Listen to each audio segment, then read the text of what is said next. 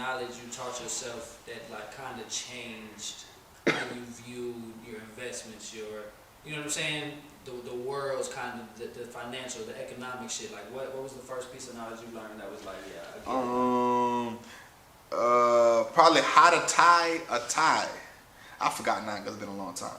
But how to tie a tie. It was a guy named Mr. Edwards. I was in 6th grade, and he would take me to like financial seminars and stuff like that. I was like a little poor boy in the hood, and he would like just pinpoint me and be like, "I'm gonna take you under my wing and show you the world." His name was Mr. Edwards. I haven't talked to him in a very long time, and he told me I need to wear a tie to go to the functions with him. And I could skip school and go with him. My mom said it was cool, so I need to learn how to tie a tie. So I bought a tie and I tied that bit.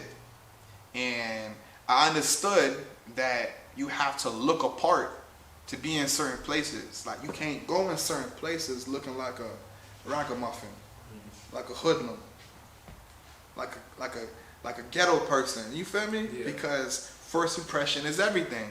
If you're going to buy a house and your realtor comes in Jabos and some soldier Reeboks and a black tee, you're not finna, you feel me? Mm-hmm. Invest your time, your money, or your energy with that realtor. But if you go looking the part, then what you're gonna feel more confident in that person.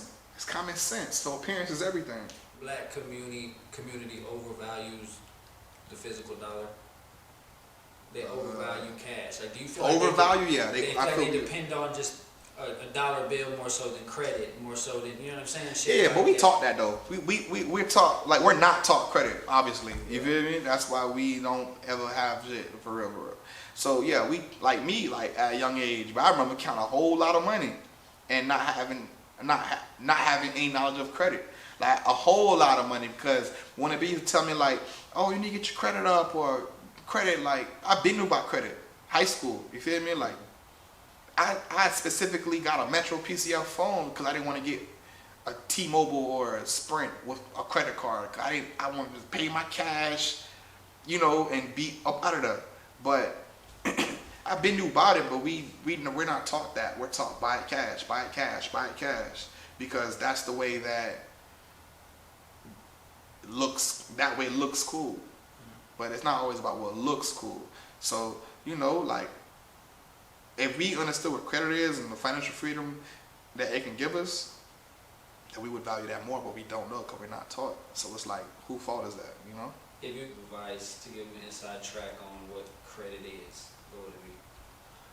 What it is? It's like not necessarily what it is, but what can it do for you? It can, okay, boom. It can create, see, when I say it can create financial freedom, like, for example, 15-year-old, you young, you don't know too much, okay, cool.